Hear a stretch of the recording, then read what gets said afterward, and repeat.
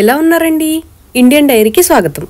ఈ రోజున మనం మన దగ్గర ఎంతో ఘనంగా జరిగే బోనాల పండుగ గురించి తెలుసుకుందాము. అసలు ఈ బోనాలు ఎప్పుడు చేస్తారు, ఎందుకు చేస్తారు అనేది చూద్దామా? ఈ బోనాల పండుగను ఆషాఢ మాసం మొదలైన తర్వాత చేస్తారు. ఈ పండుగను ఒక రోజు 2 రోజులు కాదు, మొత్తంగాను 21 రోజులు జరుపుకుంటారు. అసలు బోనాలు అనే పదానికి అర్థం చూస్తే సంస్కృతంలో భోజనం అని అర్థం. అయితే మరి అమ్మవారికి భోజనం ఎప్పుడైనా సమర్పించవచ్చు కదా, ఇప్పుడే ఎందుకు అనేది చూస్తే ఈ ఆషాఢ మాసంలో అమ్మవారు తన పుట్టింటికి వస్తారని, కాబట్టి అలా వచ్చినప్పుడు అమ్మవారికి ప్రీతికరమైన వంటకాలు వండి పెట్టాలని, అమ్మవారికి ఎంతో ఇష్టమైన పాలను, అన్నాన్ని, బెల్లాన్ని కలిపి కేవలం మట్టి కుండలో మాత్రమే వండి అమ్మవారికి సమర్పించే పాత్రను అందంగా పసుపు కుంకుమల వస్త్రాలతో అలానే వేప ఆకులతో అలంకరించి ఆ బోనాన్ని శిరస్సుపై పెట్టుకొని మేళ తాళాలతో ఊరేగిస్తూ తీసుకెళ్లి ఆ బోనాన్ని అమ్మవారికి సమర్పిస్తూ వారి ఆశీస్సులు కోరతారు. అలానే అమ్మవారికి ఇష్టమైన పిండి వంటలు వండి, ముఖ్యంగా నూనె పోలేలు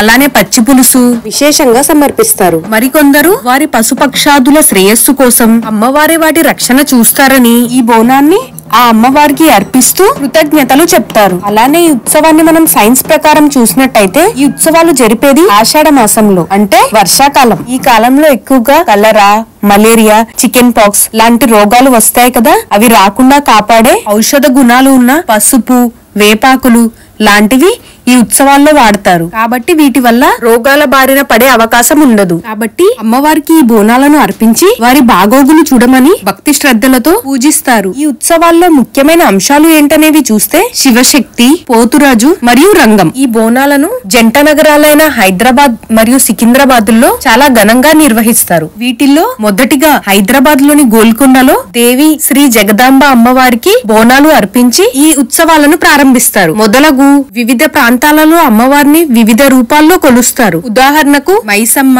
పోచమ్మ, ఎల్లమ్మ, పెద్దమ్మ, డొక్కాలమ్మ, అంకాలమ్మ, పోలేరమ్మ, మారెమ్మ, నూకాలమ్మ, బలుసులమ్మ, ముత్యాలమ్మ, మహాంకాళి, ఇలా చెప్పుకుంటూ పోతే అమ్మవారికి ఎన్నో రూపాలు ఉన్నాయి. అంతేకాదండోయ్, ఈ బోనాలను ఇప్పటి నుంచి కాదు, కాకతీయులు పరిపాలించే నాటి కాలం నుండి నిర్వహించేవారు. అంటే ఈ పండుగ మనకు తరతరాల నాటి కాలం నుండి వస్తుంది. కాబట్టి ఈ ఉత్సవాల్లో మనం కూడా పాల్గొందాం.